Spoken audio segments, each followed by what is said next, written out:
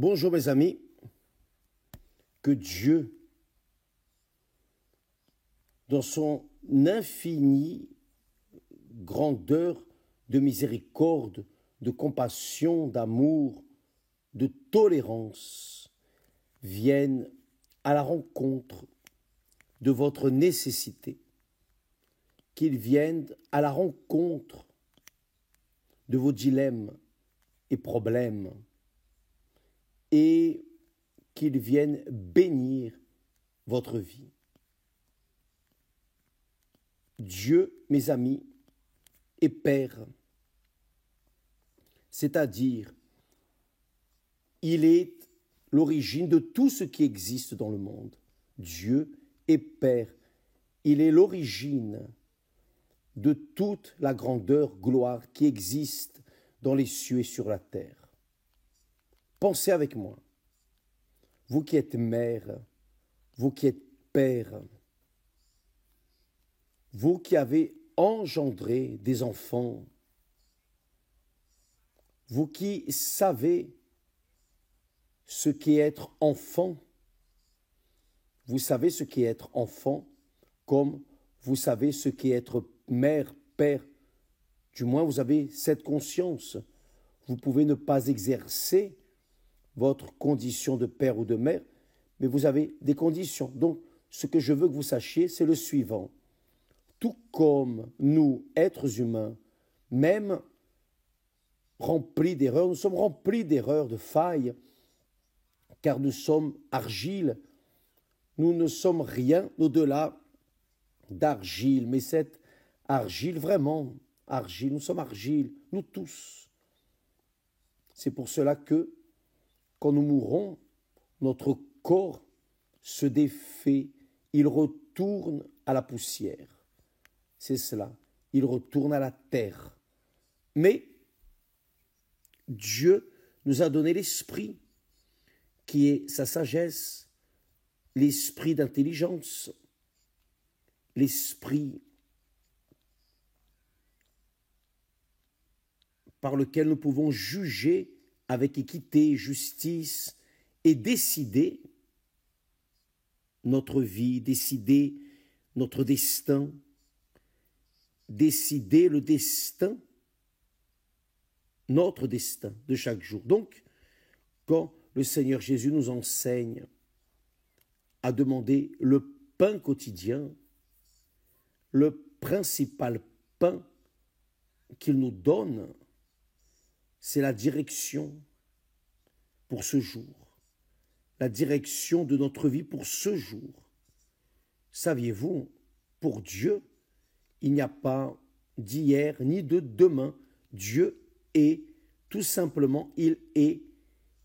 Il n'existe que le hier et il y aura demain, mais que pour nous, Dieu est. Donc, il nous donne notre pain quotidien. Voyez qu'il n'enseigne pas à nous demander le pain quotidien de demain. Rien de cela. Le Seigneur Jésus enseigne qu'on ne doit pas être inquiet pour le jour de demain, car il n'existe pas, ni être inquiet du lendemain. C'est pour cela que dans sa prière qu'il enseigne, il dit « Donne-nous aujourd'hui notre pain quotidien ». Donc, vous qui êtes mère, père, vous voulez que vos enfants soient bénis, soient prospères, heureux. Et quand les enfants vont mal, les parents souffrent, gémissent, hurlent. Seul qui est mère et père sait ce qu'est être mère et père. Nous souffrons, ce n'est pas vrai, vous souffrez à cause des enfants. Et ainsi est Dieu, il est le Père, il est l'origine de toutes les choses. Et il souffre quand il nous voit souffrir, quand il nous voit gémir. La Bible dit, David, le roi David, lui-même dit que Dieu souffre. Il souffre. Pourquoi souffre-t-il ?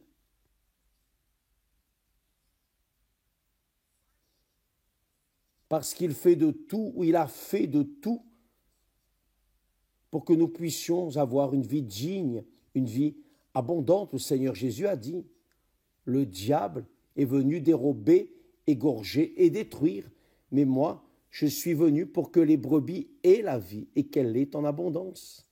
Donc, c'est la volonté de Dieu pour votre vie, pour ma vie, pour nous tous. Sauf que il ne peut pas imposer sa volonté dans notre vie. Pourquoi? Parce qu'il nous a donné le droit, la liberté de choisir ce que nous voulons. C'est pour cela qu'il nous a donné l'intelligence, la sagesse. Il ne nous a pas donné la sagesse juste pour créer l'intelligence artificielle, les avions, l'électronique et toute la science et technologie qui existent dans ce monde. Non, il nous a donné l'intelligence par-dessus tout pour que nous venions penser, raisonner le chemin que nous allons suivre. Car comme vous êtes un être intelligent, nous tous, même si la personne n'a pas eu un cours académique, professionnel, si elle n'a ni même eu l'opportunité d'étudier, peu importe, mais elle est intelligente. L'intelligence est un don que Dieu a donné à tout être humain. Maintenant, il nous a aussi donné l'âme, qui est représentée par le cœur, ou qui représente le cœur. Le cœur représente l'âme. Cette âme, qui est rebelle, incontrôlable, indomptable, qui veut tout en accord avec ses convoitises, ses désirs, ses sensations, cette âme,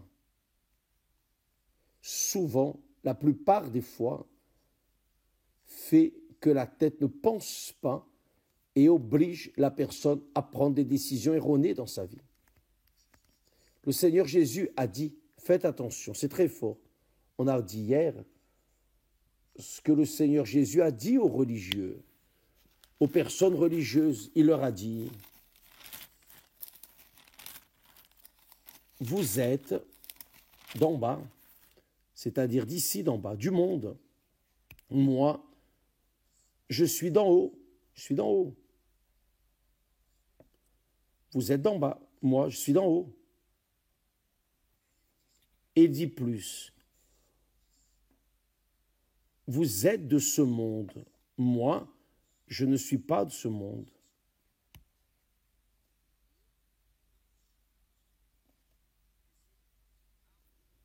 C'est-à-dire qu'il y a une énorme différence entre ceux qui sont de ce monde et ceux qui sont du haut du royaume de Dieu. Pourquoi est-ce que le Seigneur Jésus a-t-il dit qu'il était d'en haut? Pourquoi a-t-il dit que les religieux, les pharisiens, les hypocrites sont d'en bas? Il a dit cela parce que les religieux utilisaient la religion pour imposer leur convoitise, leur désir et rendre esclaves ceux qui croyaient en eux, Et c'est ce que les religions font. Elles font les personnes croire dans leur leader. C'est la réalité. Mais le Seigneur Jésus, là, d'en haut, il mène les personnes à la parole de Dieu. Et lui-même est la parole vivante. Il est venu dans ce monde pour donner son âme, pour racheter notre âme, la vôtre, la mienne, notre âme. Donc, voyez, il a dit, je suis d'en haut et vous êtes ici d'en bas. Pourquoi le Seigneur Jésus a-t-il dit qu'il était d'en haut? Car il était né du Saint-Esprit. Le Saint-Esprit est descendu sur la Vierge Marie et a mis sa semence dans son ventre et elle a engendré son Fils, le Fils de Dieu, le Seigneur Jésus. Le Seigneur Jésus est appelé Fils de l'homme, c'est-à-dire Fils en relation au Père, Dieu, Père, et de l'homme, c'est-à-dire il est né de l'être humain, qui est Marie, une femme. Donc, il est né du Saint-Esprit. Il a été engendré par le Saint-Esprit. Donc, c'est pour cela qu'il était là du haut, du ciel. Son origine est au ciel. C'est ce qui arrive quand la personne reçoit le baptême du Saint-Esprit. C'est cela. Quand la personne reçoit le baptême du Saint-Esprit, elle cesse d'être religieuse. Elle devient une personne divine, là du haut. Bien sûr que les personnes qui sont d'ici d'en bas ne comprennent pas les personnes qui sont là du haut. Mais les personnes qui sont là du haut comprennent bien celles qui sont d'ici d'en bas. Donc, mes amis, si vous êtes cette personne qui n'a pas encore reçu le baptême du Saint-Esprit, vous n'avez pas encore été engendré par le Saint-Esprit. Et qui n'a pas été engendré par le Saint-Esprit continue d'être chair, car la chair engendre la chair. Et l'Esprit, le Saint-Esprit, engendre l'Esprit. Donc, qui est né de la chair et de ce monde, et d'ici d'en bas, mais qui est né du Saint-Esprit, le Seigneur Jésus a dit, ceux qui sont nés de l'eau et du Saint-Esprit sont de Dieu, sont enfants de Dieu. Donc, enfant de Dieu doit naître de Dieu, bien sûr. L'enfant de Dieu, les enfants de Dieu doivent naître de Dieu. Donc, pensez avec moi, raisonnez avec moi. Pourquoi est-ce que tant de dépression, insomnie, peur, nervosisme, anxiété, tristesse immense, pourquoi? Parce que vous êtes encore limité ou soumis à la chair, à ce monde. Ce monde vous domine encore. Vous n'êtes pas encore né de Dieu, là d'en haut. Vous continuez ici dans le monde et pour cela, vous avez des convoitises du monde, des désirs du monde et vous ne comprenez pas les choses du Saint-Esprit, c'est-à-dire les choses d'en haut. Donc, c'est difficile, je dirais, très difficile, pour que vous puissiez comprendre que ce processus de transformation, cesser d'être d'ici de la terre pour être céleste, cesser d'être terrestre, charnel, pour être céleste, cela n'est possible que par le Saint-Esprit. Ce n'est pas la religion qui va faire cela. Ce n'est pas le pasteur, l'évêque Macédo, ce n'est pas l'Église universelle qui fera cela. Non, seul le Saint-Esprit peut faire cela. Tout comme vous seul pouvez décider ce qu'il sera fait de votre vie. Car Dieu, pour vous faire naître de nouveau, dépend de votre décision, dépend que vous disiez « je veux » et je propose, je détermine et je décide, je me décide pour les choses de Dieu, je me décide d'écouter et d'appliquer les règles du royaume de Dieu dans ma vie. Quand vous prenez cette décision consciente, c'est ce que vous voulez réellement, alors le Saint-Esprit vient et fait de vous une nouvelle créature. C'est le baptême du Saint-Esprit. C'est le baptême du Saint-Esprit. Et si la personne ne naît pas de Dieu, Elle ne triomphe pas du monde, elle n'arrive pas à vaincre. Elle peut étudier, avoir de l'argent, elle peut avoir le monde à ses pieds, mais elle continuera dépressive, elle continuera anxieuse, elle continuera triste. Son âme sera triste toujours jusqu'au jour où elle décidera de se livrer, de se rendre à la parole de Dieu, au conseil de Dieu, à la gouvernance du royaume de Dieu. Donc, qui est né de la chair est chair. Et la chair ne peut pas être esprit. Pour la chair reçoive l'esprit, elle doit mourir, elle doit cesser d'être de ce monde. Pour cela, le Seigneur Jésus a dit, si quelqu'un ne naît pas d'eau, qui est le baptême d'eau, qu'est-ce que le baptême d'eau?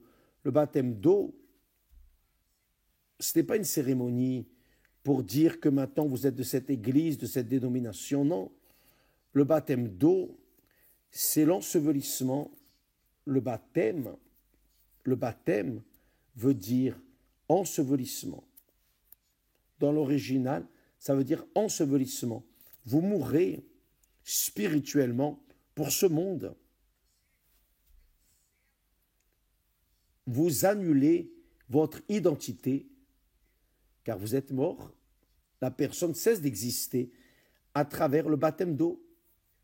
Évidemment, quand la personne va être ensevelie dans les eaux par le baptême, elle se repent d'abord. Je me repens de mes péchés, je me repens de tout le temps où j'ai vécu sans cette direction, la direction du Saint-Esprit. Je me repens d'avoir rejeté la parole de Dieu.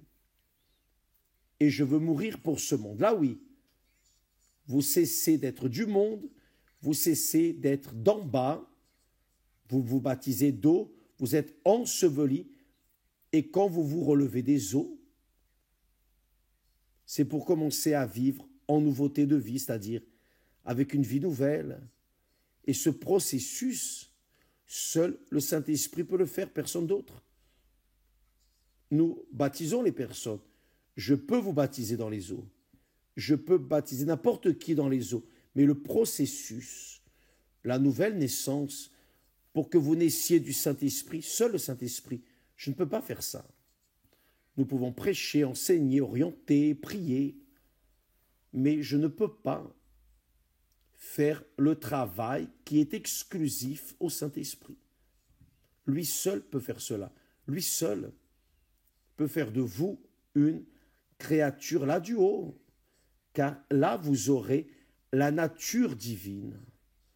Vous cesserez d'avoir la nature matérielle, de la matière, la nature charnelle, la nature humaine, terrestre, pour devenir une créature céleste, tout comme le Seigneur Jésus.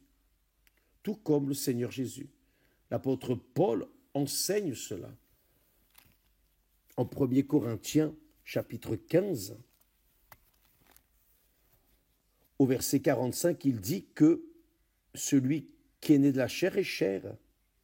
Le premier homme, Adam, était chair. Il était chair. Dieu l'a créé de la poussière de la terre. Ève aussi, les deux étaient nés, c'est-à-dire créés par Dieu, mais de la poussière de la terre. Mais le deuxième Adam, qui est le Seigneur Jésus, se référant au Seigneur Jésus, non. Lui est venu du ciel. Il est né de Dieu, il est né de l'Esprit de Dieu. Donc, qui naît de Dieu est divin et céleste, à la nature céleste. Confirmez cela, ce que je dis, voyez cela dans les Saintes Écritures. Je vais laisser ici graver ce texte et vous allez voir la différence entre celui qui est né de ce monde de la chair et celui qui est né de l'esprit qui est céleste. Donc, quand la personne n'est pas née de la chair, quand elle n'est pas née de l'esprit, plutôt, elle ne comprend pas les choses de l'esprit. C'est pour cela que la Bible est une énigme pour les personnes qui sont nées de la chair. Mais si la personne lit la parole de Dieu avec révérence, humilité, acceptant, se soumettant à la parole de Dieu, alors le Saint-Esprit, et seul le Saint-Esprit, peut la transformer en une créature céleste. Et quand elle est née de Dieu, elle est éternelle. Le Seigneur Jésus a dit, voyez, le Seigneur Jésus a dit, celui qui vit et croit en moi ne mourra jamais, ne peut pas mourir. Pourquoi? Car il est divin. C'est une créature divine, une créature de Dieu. Mais cela ne se produit pas avec ceux qui sont nés de la chair, car la chair, vous le savez, la chair est faible, et ce qui est né de la chair est chair. Excusez-moi.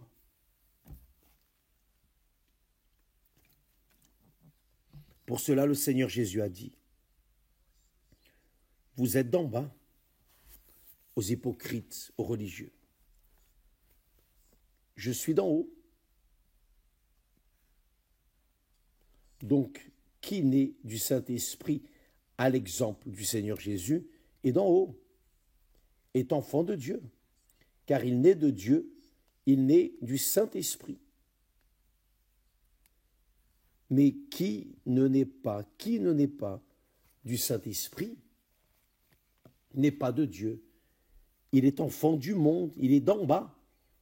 Il a la nature humaine, charnelle, tournée vers les choses du monde. Et ça, c'est le grand problème.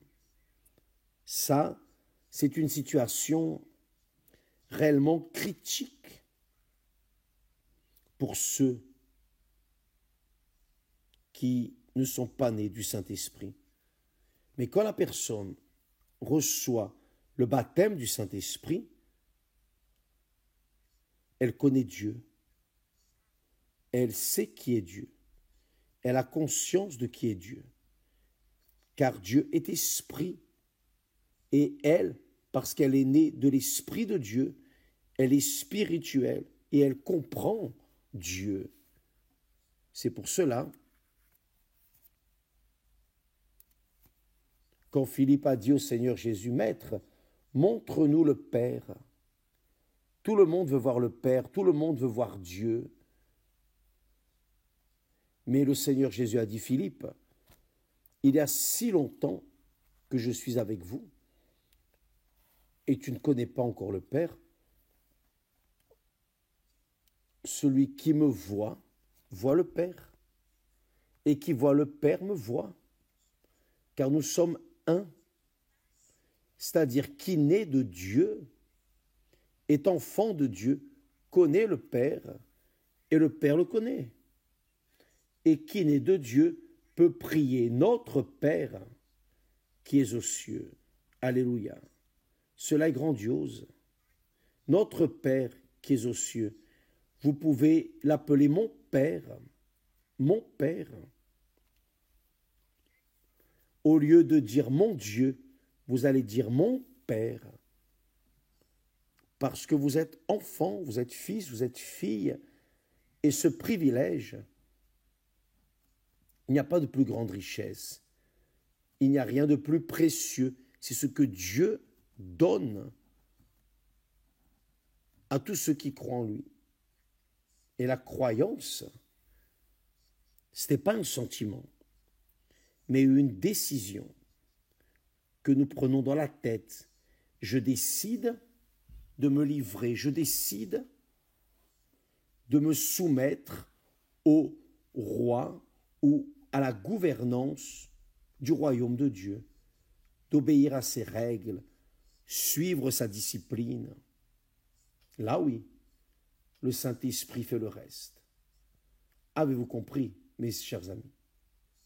Je sais que quand nous parlons, beaucoup de personnes j'essaie d'expliquer au maximum, j'essaie de donner le meilleur pour vous, mais seul le Saint-Esprit pour vous convaincre. Et je ne veux convaincre personne, je veux que vous ayez la connaissance de la parole de Dieu. Je veux que vous ayez conscience de la volonté de Dieu pour votre vie. Peu importe si vous êtes la pire personne, le plus pécheur, la personne la plus pécheresse de la terre. Peu importe si vous êtes une crapule, une personne qui est l'image de Satan, peu importe. Si là dans la tête, vous décidez, je veux changer, je veux naître de nouveau, je veux me soumettre à Dieu. Si en vous, vous dites, oh mon Dieu, je sais que je suis un pécheur misérable, maudit, mais je sais que ta miséricorde est plus grande que tout cela. Si le Seigneur écoute, si le Seigneur existe et écoute ma prière, ce désir que j'ai, non dans mon cœur, mais dans ma tête, je veux changer, alors aide-moi, car je suis fatigué d'être moi. Je veux commencer une vie nouvelle. Alors Dieu vient à votre rencontre. Beaucoup d'ex-prisonniers, de prisonniers sont sortis de prison, littéralement parlant, parce que là, dans la prison, ils ont pris la Bible, ont lu la Bible, et ont trouvé là un verset qui dit « Celui qui vient à moi, je ne le rejetterai pas ». Le Seigneur Jésus a dit. Ils ont dit « Mon Dieu, comment puis-je aller à toi? Je suis là dans une prison, comment puis-je arriver à toi ?» Vous n'avez pas besoin d'aller nécessairement à une église pour trouver Dieu. Non, vous pouvez vous rencontrer avec Dieu n'importe où dans ce monde, n'importe quel endroit. Dès l'instant où dans votre tête, vous décidez, je vais payer le prix que je dois payer pour obtenir cette grandeur. La grandeur d'être né de nouveau, d'être une nouvelle créature, une nouvelle personne, avoir une nouvelle personnalité, un nouveau caractère, une pensée divine, une créature céleste.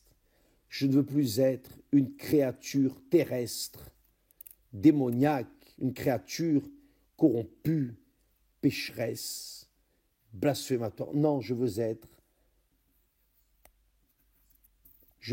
ton image, je veux avoir ton image et ta ressemblance,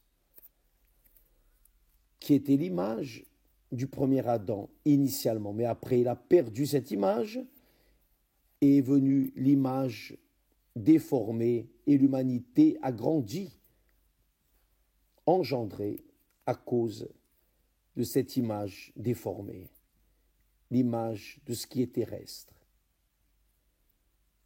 Et on a perdu l'image céleste. Mais le Seigneur Jésus est venu au monde, a donné sa vie pour que cela soit possible, pour que ceux qui croient en lui, juste ça, vous avez juste besoin de croire. Vous n'avez rien à payer, pas à faire de promesses, payer des vœux. Vous n'avez rien à faire, juste croire. Ça, il veut. Ça, il n'y a pas d'autre chose à faire. Pourquoi? Car personne ne devient juste devant Dieu par les œuvres, par le travail de ses mains, mais juste à cause de sa foi, sa croyance,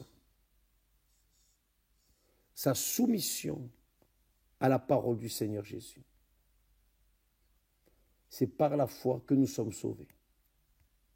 Ce n'est pas par les œuvres.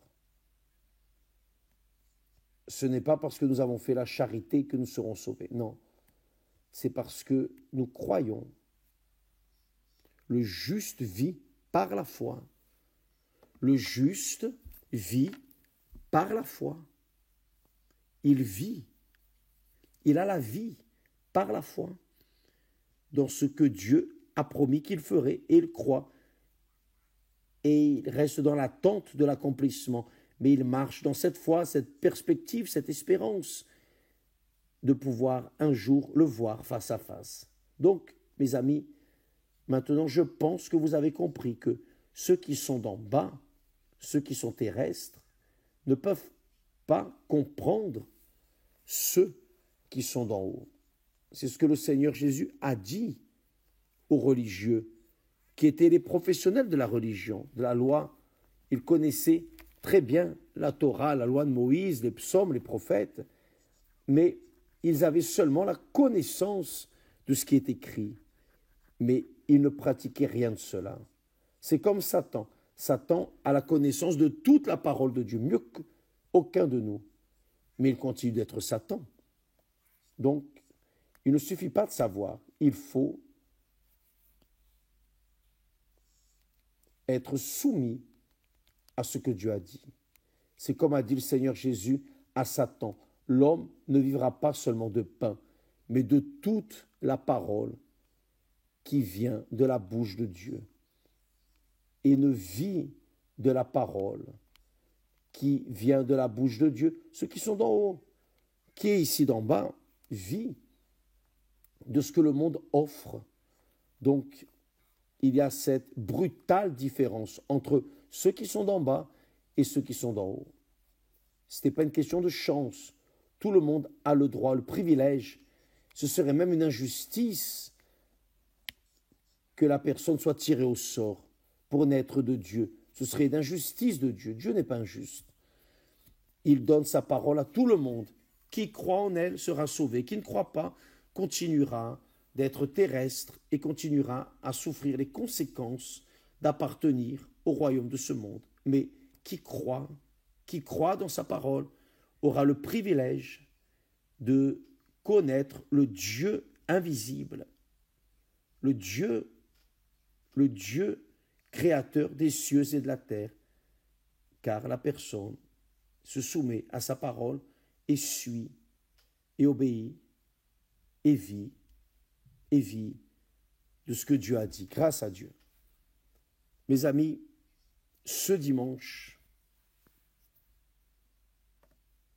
nous allons pour tout ou rien. Si vous croyez, si vous voulez, c'est une question de choix, c'est une décision personnelle. Ce dimanche, nous invitons tout le monde, toute la planète, à être dans cette foi, toute la planète, là où l'Église universelle du royaume de Dieu se fait présente. Nous serons dans le même esprit, la même foi, revendiquant de Dieu tout ce que je veux, qui est le Saint-Esprit. Car ayant le Saint-Esprit, vous avez déjà tout. Et là, vous ne dépendrez de personne d'autre, ni de pasteur, ni d'église, personne. C'est vous et Dieu, Dieu et vous. Grâce à Dieu. Que Dieu vous bénisse et à demain, au nom du Seigneur Jésus. Grâce à Dieu.